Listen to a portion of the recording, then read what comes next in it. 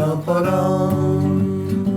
grow fruit and we have a farm shop as well, but I didn't want to make the exact same steps as my mom and my grandmother did. Wow. So I wanted to do my own twist. And I did a research about what should I do with the second grade or second class apples. And I did more research about it, and then I finally came up with cider. Hello, my name is Ria Wincaller, and I am the producer and cider MC of this weekly podcast, where we speak with makers, cider enthusiasts, and folks within the cider trade from around the world. Hip, hip, hooray! Bringing us into episode 459 of Cider Chat was a Netherlands-based cider maker. Her name is Sophie Horstink. The cidery is called De Groote Wei, which means the meadow. And what she was talking about there is using what she called the second grade or second class apples. And she did some research and came up with making cider. And she's making some fantastic cider. We're going to be talking about that because Sophie is our featured guest in this week's episode 459. Now, I want to start right off from the beginning in this episode. If you don't know anything about the Dutch, allow me to fan over them a bit because I absolutely adore the Dutch. I adore the country, and that's in part because I had a tenure there beginning back in 2008 where I was teaching a curriculum, a model that one could call an emotional first aid model to a mental health organization in that region. And I also worked over the border into Belgium too. So it was really quite a time for me because not only did they take all of my material that I wrote on the curriculum and translated it into Dutch, but they also took my book, which is titled Leading Chaos, and translated that into Dutch too. So you get a little sense here, I hope on that it's not my first rodeo knowing about the Netherlands. And of course, as work has it, I was a little bit linear there in some ways, just doing my work and focusing on that. But while I was traveling to my work site, I would often stop at cideries along the way. We have a number of different episodes with Dutch folks are in the cider business. Wouter is, I think he was the second person on the podcast in season 1, Wouter Bliss. He had what was called Cider down in Rotterdam. It was at the Phoenix Food Factory, and it was this really cool hip place, like in a big old hangar, like a metal hangar. It's kind of like a roundhouse in a way. And there he had his cider store. He had charcuterie, and next door was a brewery, and it was right on the water. I always loved stopping there. And then I've also met Raoul, the cider winkel, and would go to Appels en Pears, which is in Amsterdam. It's a cider shop. Oh yeah, the list goes on. I just really, really love the place and how methodical and intelligent the Dutch are. So I have high hopes for Sophie because she's really coming into cider with quite a family heritage in fruit growing. So we're going to be following her story, and you get a good sense of who she's about and where she's going in this particular featured episode, which I'm really excited to deliver to you today. But the Netherlands. I mean, I mentioned, I think, in last week or the week before, all about Keukenhof, the gardens there, where there is the annual Tulip Festival. It happened in April. That is a great time to go to the Netherlands, and right outside of Amsterdam is the Tulip Festival, and it's just going to blow your mind. You could go to The Hague, all really accessible by very, very coordinated public transportation. And if you are from my region of the world, you don't know what that's like until you've experienced really quality public transportation like they do in the Netherlands. So The Hague, or Den Haag, is a very international city. That's where you have many embassies in the city proper. And you could kind of stay there, then go up to Leiden where the Keukenhof Gardens are.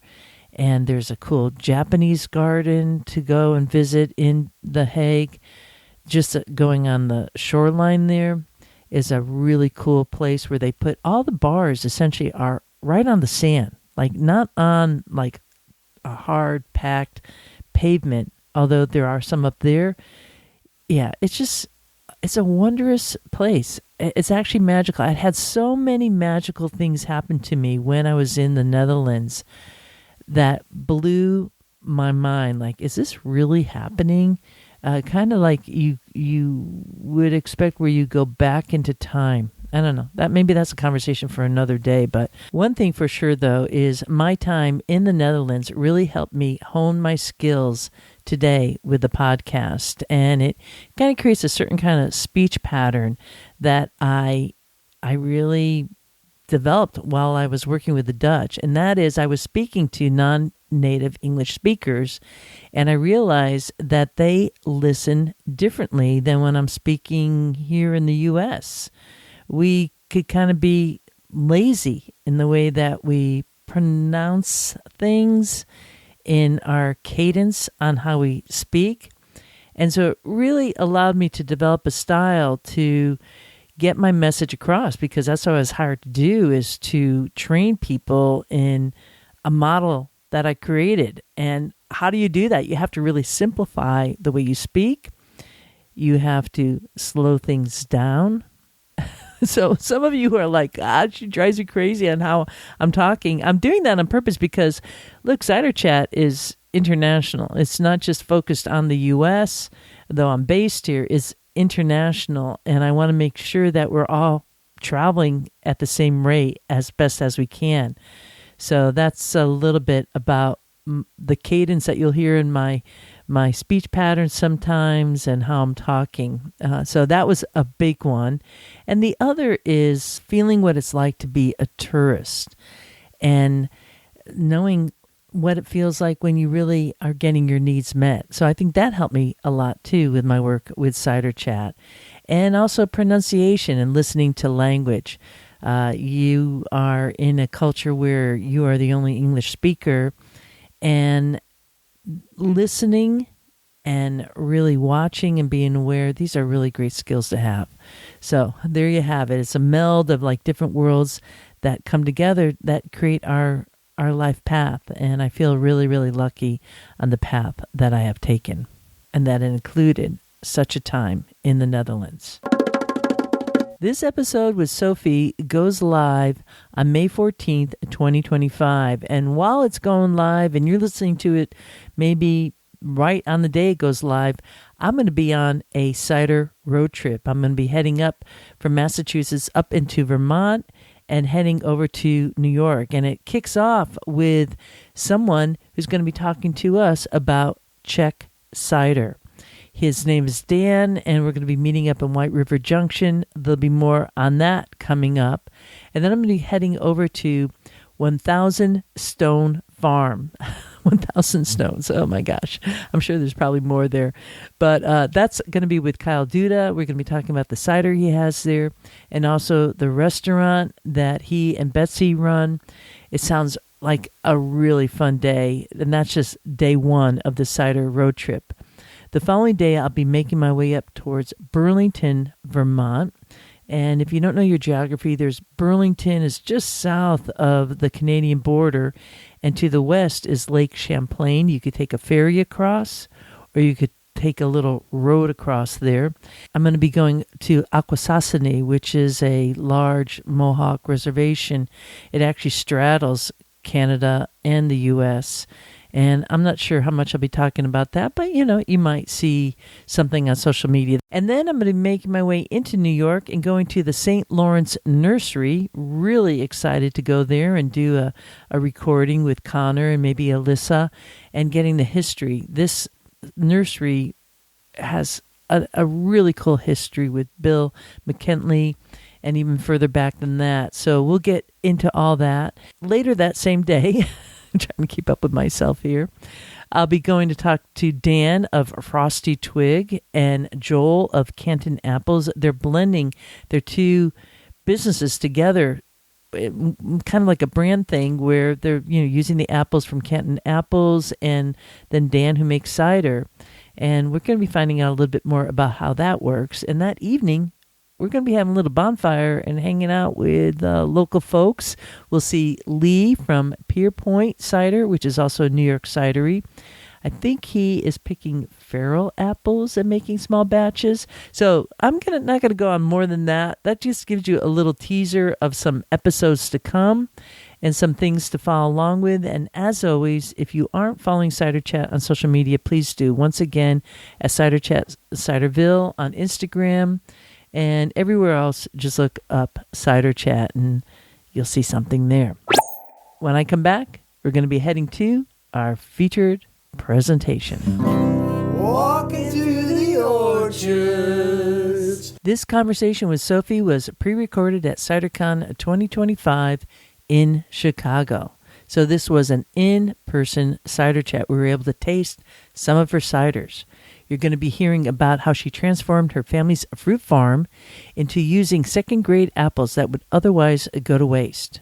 You also learn about the cider styles and production there. She makes pet-nat ciders using culinary apples and pears with no filtration or forced carbonation. We'll also hear about the farm shop where she sells her ciders directly through a long-established family farm shop and a tap room. And, of course, all about her vision and hope for the Groote Wei, which is spelled D-E, then a space, capital Groote, and then the third word is Wei, W-E-I, the Groote Wei, which means the meadow. So without further ado, I think this is a mighty fine time for you and I to grab a glass and join this chat with Sophie Horstink of the Groote Wei, based in the Netherlands. It's really great to be sitting here in person with you. Yeah, thank you. I feel honored to be here. Yeah. Lovely. And I get to practice a little bit of my Dutch because everybody out there in Ciderville who knows me knows I love to practice language, and I particularly have a big place in my heart for the Dutch and your country overall. So it's an honor for me. Mm-hmm. Let's first bring folks who are a little geographically challenged a sense of where your cidery is located in the Netherlands. Amsterdam is closer to the sea, so the western side of the Netherlands, and I'm to the eastern side of the Netherlands, so close to the German border, and Arnhem is the closest city from us. Yeah, Arnhem played a big role during World War II, like the bridge was blown out, and it's a very hilly area. Is that true where you are? For the Netherlands, like the Veluwe, that's quite a hilly area. Okay. Yeah, and I'm really close to the other side of the river of the hilly part. All right. Yeah. Are you anywhere near the Krollermoller Museum? Yeah. You are? Okay. Yeah. Okay, wow. Yeah, I've been there a couple times. Yeah. It's a little tip for cider travelers. You get to go there, and they have all these like bicycles that you could just grab and start riding all around, and a beautiful outdoor museum, and it's renowned. It's a world-renowned museum. Yeah, and then if you take the ferry across the river, then you end up to a lovely orchard. For our family. Okay, yeah. I can't wait to. We're going to be talking all about that. All right, so we know where you are located. Let's get right into your. It sounds like family orchards. Yeah, I'm the fourth generation. So my great grandfather started it. Just a mixed farm with cows, pigs, a large vegetable garden, and a bit of apples. That they were growing. They were growing, yeah. Yeah. And then my grandfather in the 70s, he changed the farm, and then he changed it to fruits. So then we grow apples, pears. So everything went from high stem to low stems. Oh, okay. And then we grow just dessert apples. And you know, when we think of farms in different countries, they could be different sizes. So can you give us a sense of the size of your farm? 16 hectares. 16 hectares. So we'd kind of double that and a little bit more if we put it into acres. Yeah. So 32 plus or so of acres. Mm-hmm. And it is kind of flat. Is that It's really flat. That's great for picking apples and all that. Almost everything in the Netherlands is that's really true. flat. It makes it really nice for bicycling, for sure. Our farm is a bit uphill, so because we're close to the river, and back in the days the river floated, and then the farm stayed dry, so we're really on clay soil. Okay, yeah. So just the farm is a bit on a hill, to stay dry when the river flows. Mm-hmm. But now everything is really built with dikes and Yeah, they manage the water there like a masterpiece. yeah. How does that work for drainage? If it's on clay and you're on a little bit of a sloping, then you get a lot of rain there. Do the apple trees grow pretty well where you are? Yeah. Okay. I think we are the only apple grower in our area because the rest is all on sand, the soil sand. Okay. But now, the last year, it was a really wet year. So now it's getting a bit tricky. And especially we planted some new apple trees last spring, or it's supposed to be in early spring, but we planted the trees in summer because it was too wet. And that was also a bit tricky because they were really wet in the ground. But I think the young trees survived, so... Okay. And it sounds like a high-density orchard. You're really close. Are they on any kind of fencing, like a spindle? Yeah, we're all on rows. Oh, okay. Fencing. Oh, so you have a lot of apple trees then. We have a lot of apple trees, yeah. And your grandfather, over the years, were those eating apples, or did you have... Eating apples and cooking apples. Okay, cooking apples. Yeah, but no cider apples. No cider apples. So where are you now? Still no cider apples. No cider apples, okay. No. So you're making cider with classic eating apples. Eating apples and one cooking apple. Yeah, which I have totally done many times, and you can make fantastic cider out of that. What are some of the apple varieties that you're using? I'm using Elstar, Jonagold, and Goudrenet, Boskoop. Okay. I heard the Jonagold. Jonagold. Yeah. Elstar. Elstar? Yeah, that's also a Dutch variety. And Goudrenet, it's also Boskoop. Oh, okay, Boskoop. Yeah. Nice. Before we get into the ciders and whatnot, how did it happen that you became a cider maker? Where did that come from? It comes from my study. I did a study in agribusiness. Okay. And the last year of my study, I could graduate doing a topic of an other business. But I wanted to do on my family business. I want to give my own twist to the family business. We grow fruit and we have a farm shop as well, but I didn't want to make the exact same steps as my mom and my grandmother did. So I wanted to do my own twist. And I did a research about what should I do with the second grade or second class apples. And I did more research about it, and then I finally came up with cider. Yeah, I mean, you had these beautiful labels and everything. When did you become a commercial cider maker? The first year I did an internship at Cider. They helped me a lot. They collect apples from orchards near the river the IJssel, and they renamed their ciders after that river. So they collect from very different orchards, old varieties. So I did an internship, kind of improvised internship there. Fantastic. To learn how to make cider. And the first year we made together with our apples, my first cider. And then I pretty quick sold out. Of your cider? Of my cider. Congratulations. Yeah. So I thought I need to scale up. And then they said, we don't have enough space if you want to scale up. So I thought, no, then next year I have to do it by myself. So that was 2022. I started making my first. So these bottles are the first. These bottles, and they look like they are, I'm going to say, how many ounces are these bottles? Or you would... it kind of looks like it's a 16-ounce bottle. It's a really cool design. 300 ml. Oh, 300 ml. Okay, good. Yeah. Perfect, yeah. Yeah, they're a little bit... look on the show notes and you'll see a photo of them. They're a different design than we normally see. They're really cool and beautiful labels, which we'll get into. But let's talk about your cidery itself. Are you now on the farm where your family was with a production room? Yeah. Okay. Yeah, it was the old pig stable, then my grandfather turned it into a cool house, and now I turned it into a cidery. Everybody who walks in say, what is this? Because they put foam, per foam. Yeah, for insulation. And it really looks like a cave. It looks like a cave, wow. So I always tell people, this is my cider cave. Good. Yeah. Work it, yeah. And a winery who quit close by, I got all this equipment. So Nice. I have nice steel tanks. Probably veritable tanks. With floating tops. Yeah, so I make now around 5,000 liters. Congratulations, starting out 2022 where you Yeah. are. Really nice. And what is your cider making style? We know you're using culinary apples, eating apples. What about yeast? I used yeast. You use yeast.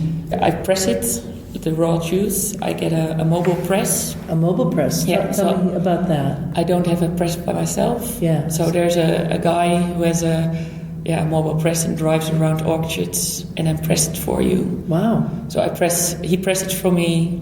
I put it just in the tanks and then he cleans everything and he's gone. I'm surprised there's not more cideries with a mobile press like that. He must be doing other fruit besides apples. Yeah, and in the morning he presses my cider, so he presses raw juice, and in the afternoon he presses apple juice for a farm shop, and that's pasteurized and bag-in-box Wow. apple juice. Bag-in-box. Yeah. Yeah. Yeah. Okay. Yeah, because bag-in-box cider, like in the UK, is a main Really? way that it's sold, Yeah. just in a box with the cider's in a plastic bag and it's on the shelf and, away you go, or you can have it at home. Yeah. Yeah, very cool. So you have a mobile press, then you are fermenting. How long is your process from like orchard to glass? It depends, because the first year I did a half year, so I pressed in November, and then I had my opening in June, so from November till June. But then my cider was quite fresh. It was 6 weeks on the bottle, so It needs time. I mean, a lot of times you kind of learn that, like it needs to kind of get comfortable in the bottle, and then it still is conditioning, right? Yeah, because now it's almost a year on the bottle, and now I like it more. You're happy. Yeah. I'm happy now, so I need. That's good. But that's hard because now a lot of people taste it the first time in June, and then they said, it's not really my kind of style. And now I ask them again, will you please try it again? And then they say, wow, now I like it. This is nice. Yeah. Yeah. Well, there's a big learning curve in all this, right? Yeah, there's a lot of learning. Yeah. Do you use one particular type of yeast, or do you change it I changed it a bit. Really? Okay. Yeah, it is also what is available. Yeah. So okay. Why don't we talk about these two ciders that you have here? Yeah, the apple Finch. Apple Finch, and so I want folks to know listening. Apple is spelled A-P-P-E-L. Yeah. Okay. E-L. We would do it L-E, and then it's Vink as you hear it. V-I-N-K. Apple Vink is the name of the cider. Yeah. So it's apple Finch in. An apple finch, like the bird, the bird like finch. birds. And there's a spectacular drawing of a finch here, and it has the beak and the little yellow on it and the beautiful wings, and it says light prickelend.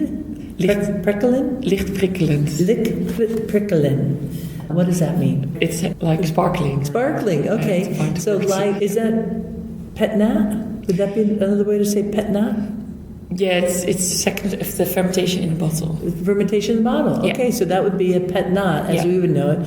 But in Dutch you would say licht prickelend. Licht prickelend. It's my own. I love it. Okay. And what do we have here on the bottom?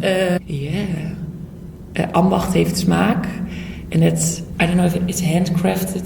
Handcrafted? Is that the right word? Like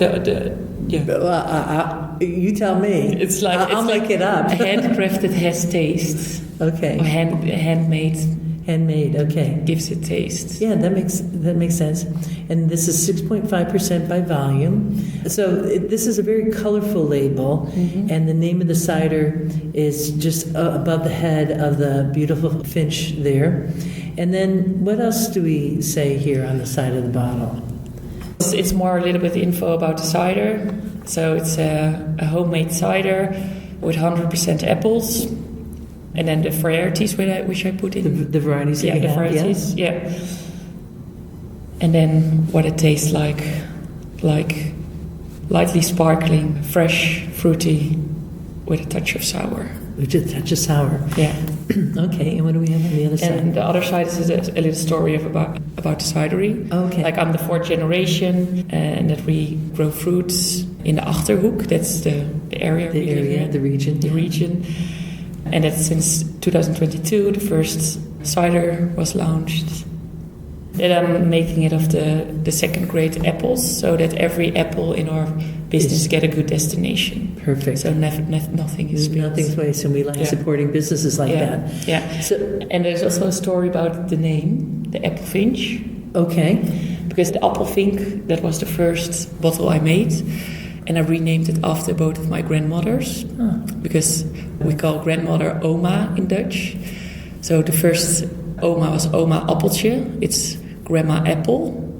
And the other grandmother was oma vinkevleugel. So that's called grandma finchwing. So I say I'm a granddaughter of both my grandmothers. Lovely. And I'm an apple finch. So this is kind of you then. This is kind of me. You're the apple finch. I'm the apple finch. You're the apple finch. Yeah. So on all my labels I put finches. Nice. Yeah. Really clever, and it's just a little bit of artwork here with a house, and you could see the orchards in the background and the rows. I mean, is that what it looks like? The rows of your apple trees? Very. Yeah. No, it's kind of square, so it's not really how it really looks like. Oh, that'd be like a shrub, but yeah. But the rows are really long rows. Really long rows, yeah. Really blended, close to each other. Now, was your family using the apples there and selling them in market? Because that's a lot of apples to have for a farm. Yeah. Everything's handpicked, but because we're the only orchard in our area, we sell everything directly to farm shops or supermarkets. Okay. Yeah. Okay, so apples have been in your family for a long time then. Yeah. You know how to grow them. Yeah. And what did your family say when you said, I think I want to start making cider? Like, what was your curiosity? Was there something that you're seeing in the world with cider that said, let me do this, or you had a cider? I think I went on a holiday to England, and there they drink a lot of cider. Yeah. And first I was looking in making apple pies, and I wanted to do something different. And cider is not really common in the Netherlands, but I think I saw there also some opportunities because it's not really popular, but I want to make it popular. And I really like the target group of people who drink cider. They're nice people. They're nice people. We like hearing that. Ciderville's a pretty awesome community. Yeah. Yeah. So, that's what I was thinking about. And I've also in summertime a tap room, and I love to pour the ciders and make some nice snacks with it. And in the Netherlands, was there cider for you to taste at that point? Were you going around and talking to different makers? And Yeah. So during my study, I visited some cider makers, and they told me what to do or what not to do. And I think the cider community in Netherlands is really open. So we want to make cider big together. So everybody's, we have a group chat and we talk to each other and we help each other out. Because you cannot make cider big on your own. So we have community. How many cideries are currently in the Netherlands, would you say? A rough guess. It really depends on the 10 on the size. Yeah. I think there are 10, 15 proper size. Okay. Yeah. And then a lot of hobby. A lot of hobby. So a lot of people do. A lot of families make cider on the side. Not really. Not like orchards like we have. Yeah. There are a lot of people who are making cider. They collect apples from older orchards. Okay. Yeah. And then they bring it home. And I imagine, like in the U.S., a lot of communities, you'd be able to find a cider press that you could borrow and grind it all up and do it. Is that something that you would see in the Netherlands? Cider presses in that way? Not really. No, not really. And there's not really a history of cider making in the country. And that's pretty strange because we're really good in growing fruit. You're really good at it. Yeah, so we grow a lot of apples. Yeah. But we don't make cider of it. And that's really strange That's not happening. Yeah. Especially you have some mega Dutch apples too. Yeah, and I think varieties. back in history, like every farm had an orchard at home, and beneath the orchard there were the cows or the sheep. So I don't know why they never made cider of it. Yeah, it's kind of a aha moment that. It's so curious to see that history in the world, because we also saw that in Russia too. They have all these apples but no cider making, and there's a more modern movement in making cider. Yeah. So isn't it curious for the Dutch, of all people, who are so unbelievably enterprising, to not do that? But here we are, Sophie, and you're ready to do it with your apple thing. I love that. Now, can you tell the pronunciation of the cidery? Because I want to make sure that I have that correct. De Groote Wei. De Groote Wei. Yeah. Everybody repeat after me. De Groote Wei. Right? Or we're going to get our Dutch down. Because if there's one country in the world that you really want to visit, I think it's the Netherlands, just for the beauty, and getting on those bicycles and drinking cider is the way to go. So we have this one here. It has a particular yeast structure. What can you tell us about this other cider here, which is Groenvink? It's the green finch. The green finch. Groenvink. Vink. I love that word. That's with pears. This is with pears. Yeah, it's with apple and pear. So it's not a berry, but it's... Met pear. Pear is spelled P-E-E-R. A little bit different than English. What type of pear varieties do you use? Confrans. Oh, okay. It's the same apples as the appelvink, but then with 30% of confrans. Okay. Is this a pet-nat too? Yeah. It is? Yeah. So is that primarily what you're doing, or do you do... Okay. Yeah. No forced carbonation? No. So you're getting your timing down very well for doing the final conditioning. That second fermentation essentially is happening in the bottle. Yeah. And you don't do any filtration then? No. None? No. Wow. Yeah. Well, should we try some of this cider? Let's talk about it. Let me get some glasses. Do you need a bottle opener? Yeah. Okay. Please. Bedankt. Alsjeblieft.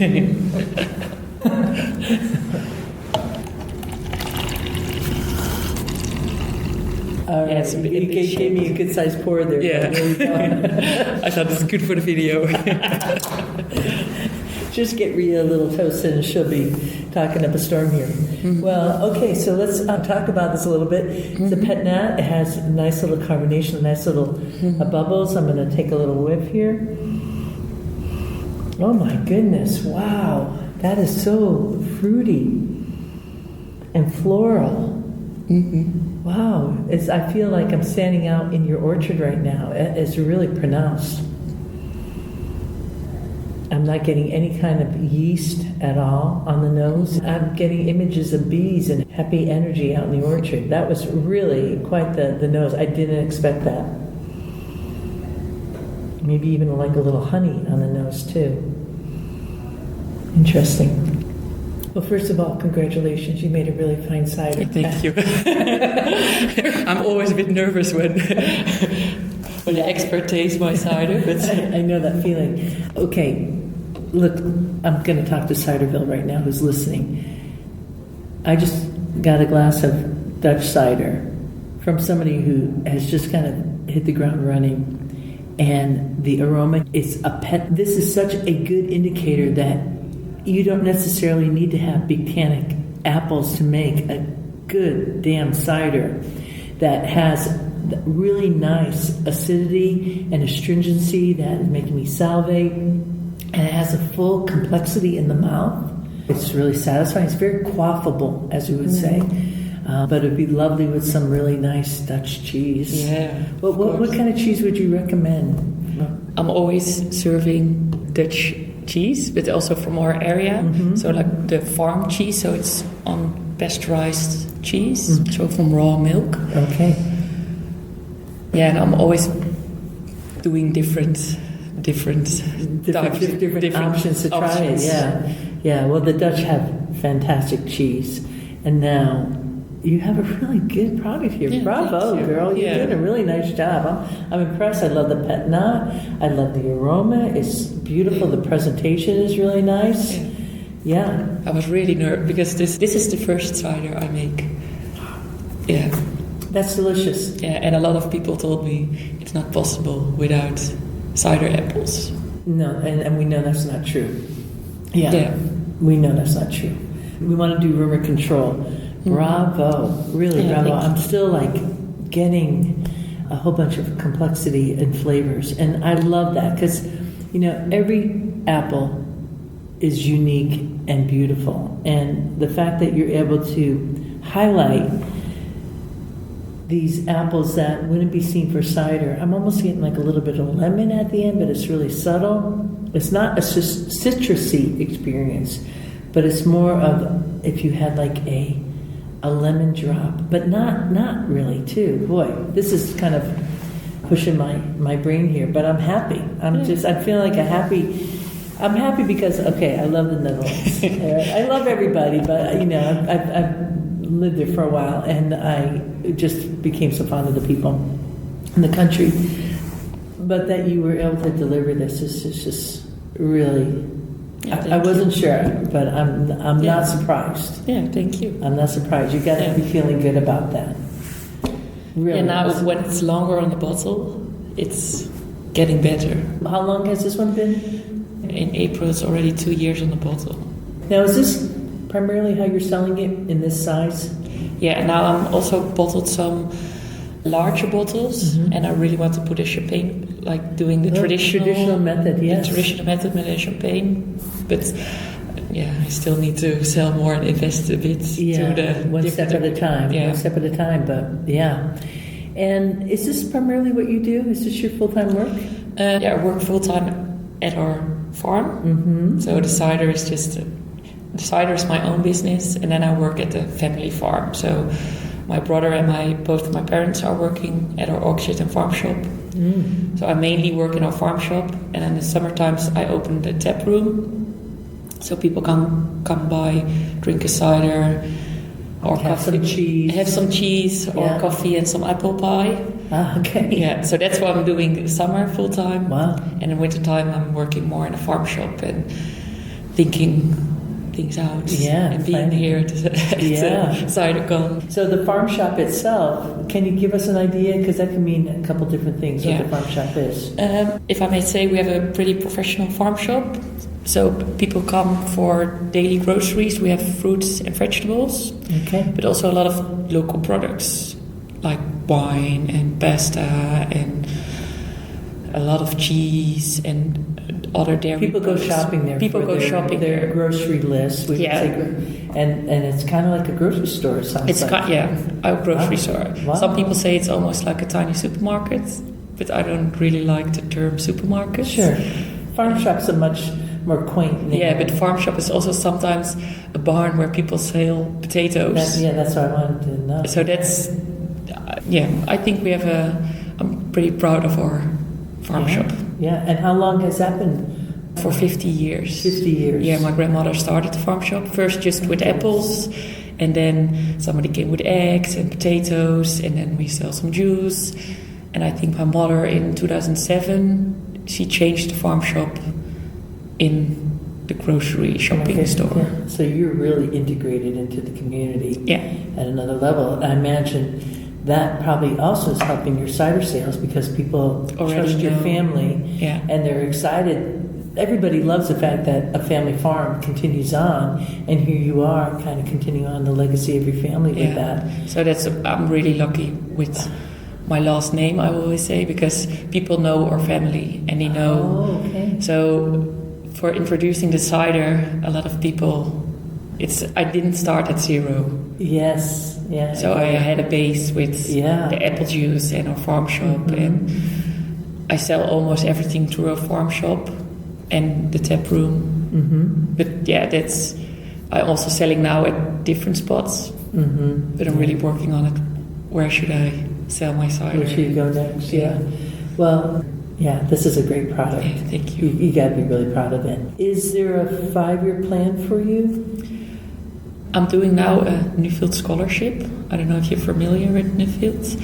Nuffield is for young agriculture community, and it's like an award you win. And it started in the UK with Lord Nuffield, and he really supports people to go abroad and learn more about agriculture. So last March I was in Brazil, and we were with 100 NUFIL scholars together in all different agriculture parts. And now I've got the opportunity to travel around the world for 2 years and learn more about cider, because my topic... That's going to happen now. You're going to be traveling around the world for 2 years. Last year was my first year, now I'm in the second year. Okay. And that's why I'm making cider in between. You're not going to. Okay, no. good. Phew. Yeah. So I was in Somerset in September. Oh, good. And now I'm here in Chicago, and now we're driving together with my brother from Chicago to New York City, and we're going to Michigan and Ontario, in the Finger Lake District and Hudson Valley. That's what you're going to be doing on this trip here. Yeah. Sophie, wow. Okay. Yeah. My goodness. Yeah. So you have your different destinations already plotted out. Yeah. So now I'm looking in different ways of making cider and how I can improve my cider. So in Somerset I learned a lot. I'm sure. Yeah. And now I'm really, which way should I go?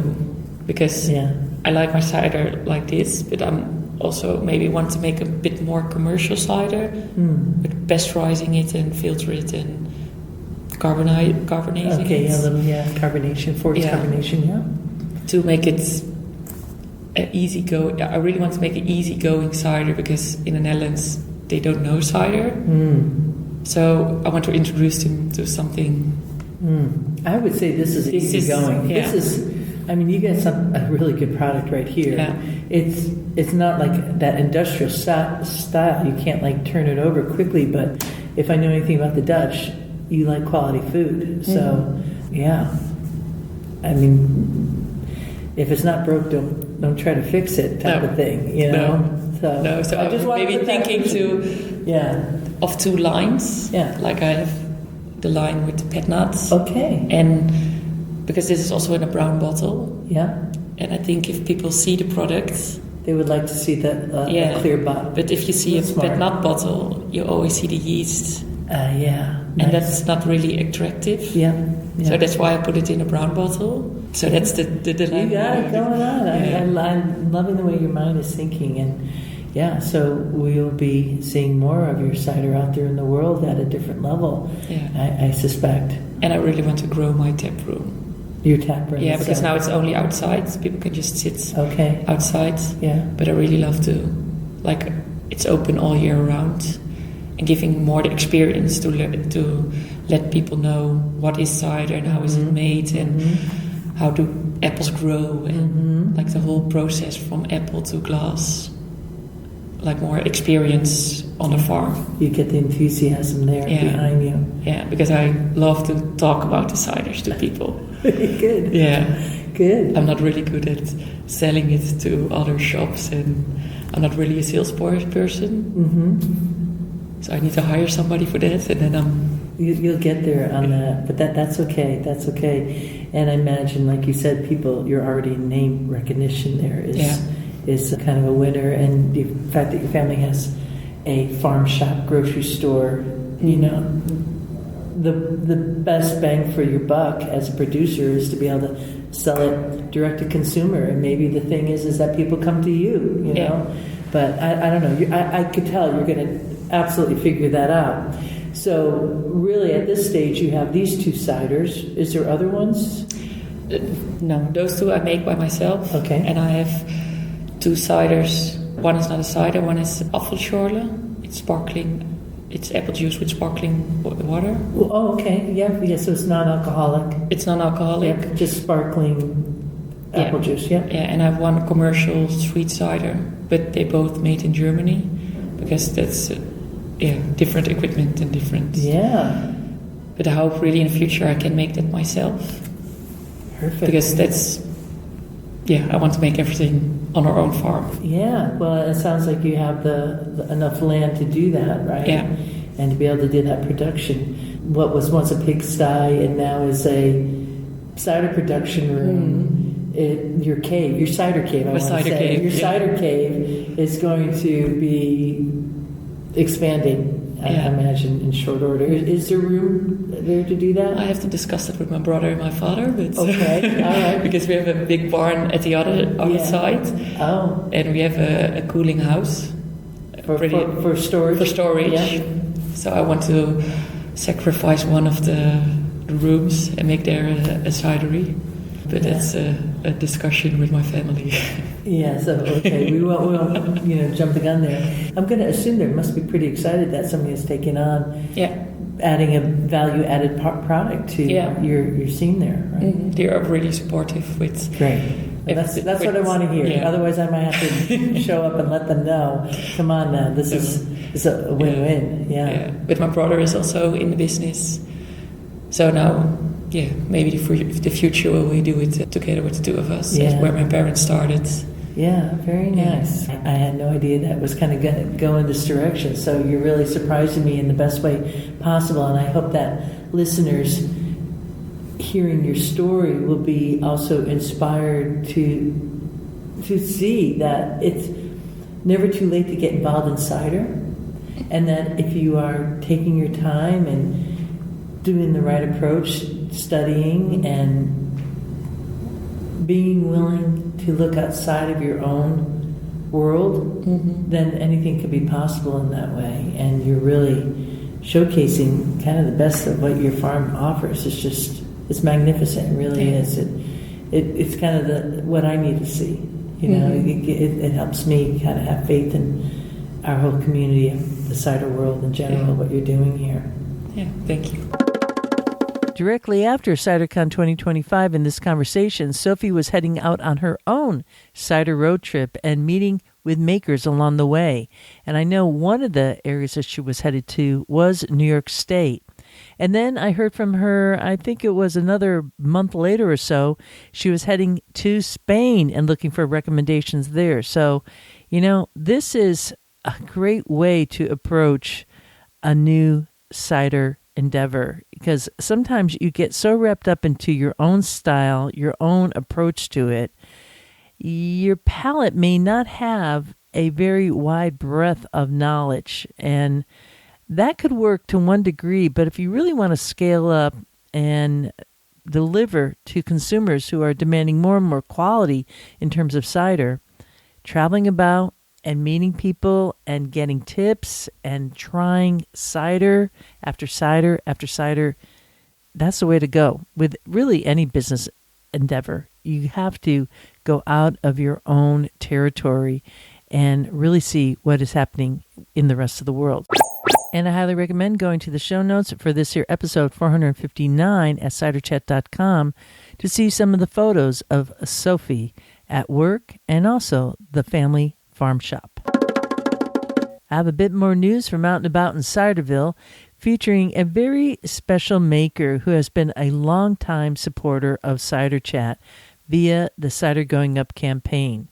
Over the course of 10 years, you just can't help but to cultivate relationships with folks, and as such, you often get to meet those folks in person, as I did when I visited Dan Scheffler at Spacetime Mead and Ciderworks in Dunmore, Pennsylvania. We had a sit-down conversation. It was featured in episode 288 of Cider Chat. There will be a link in the show notes to that episode. But let me first play this little clip here of Dan talking about how he decided on, opening Spacetime Mead and Ciderworks after battling cancer and winning. You have a chance to really do anything, and so began a 8-year planning cycle of saying, how do we get that freedom, and what is it we want to do? And winery, I was like, that wasn't until like about a couple years afterwards. I'm like, we could pull this off. There's something that to do. We can do this. So I left my job in 2017, early retirement, and did a cross-country tour. My wife and I, we did 4 weeks together. She had to go back to work, and I said, honey, could I stay on the road a couple more weeks? In 2017. In 2017. Good time to go. And did another 5 weeks by myself. Wow. Wineries, breweries, meaderies, cideries, ballparks, national parks, just hitting a whole bunch of stuff and trying to get a feel. And everyone I talked to, I liked what they were doing. I liked the majority. I liked the happiness in their eyes. There was a few that you could tell that it was a job and maybe they overcommitted or something along that. But the majority, and I'm like, and I was tasting their meads, and I'm like, I could do this. I could do this. So my wife and I talked about it, and we were, financially able to do it, and we found this little place in Dunmore just down the street, and we said, all right, let's see what we can do to pull off.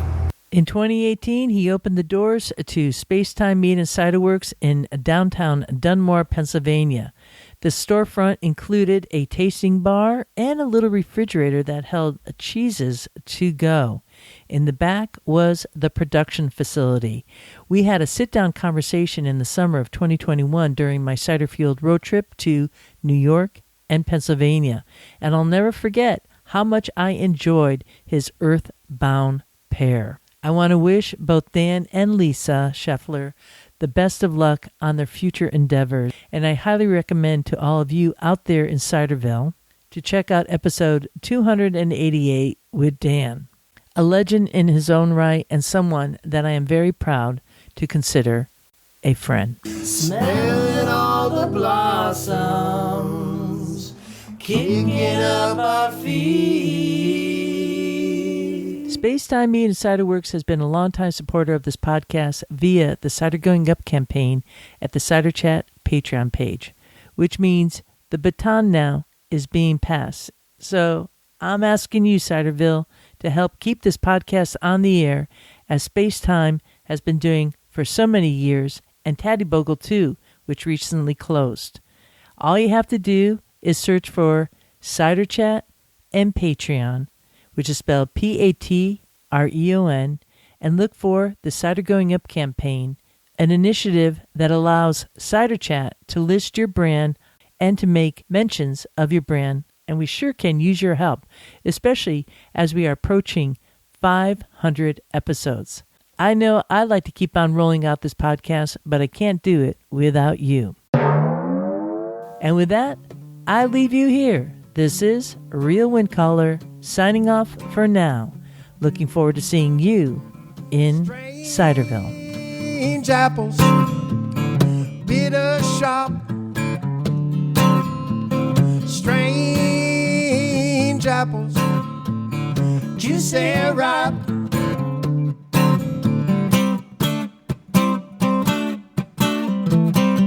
Bop, bop, bop, ba-da-doo-doo-da, bop, bop, bop, ba-da-doo-doo-da. Who wants a tannenbaum? I want a tannenbaum.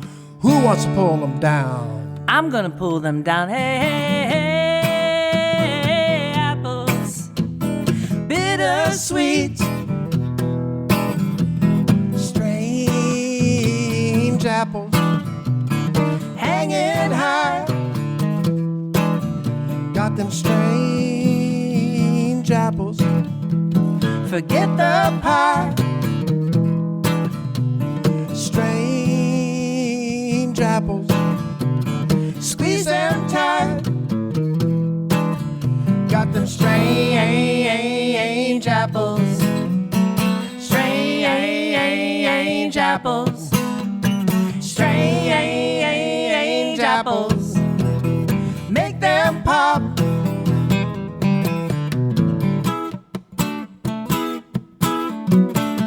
Pop, pop, pop, ba-da-doo-doo-da, pop, pop, pop, ba-da-doo-doo-da. Who wants a tannenbaum? I want a tannenbaum. Who wants to pull them down? I'm gonna pull them down. Hey, hey, hey, hey, hey, apples, come and see.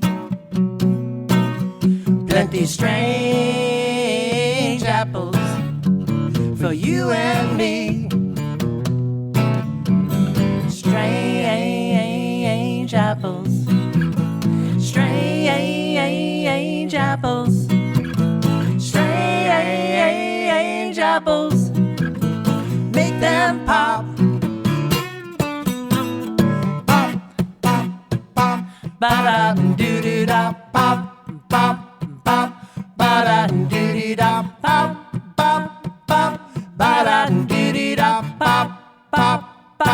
pop, pop, pop, pop.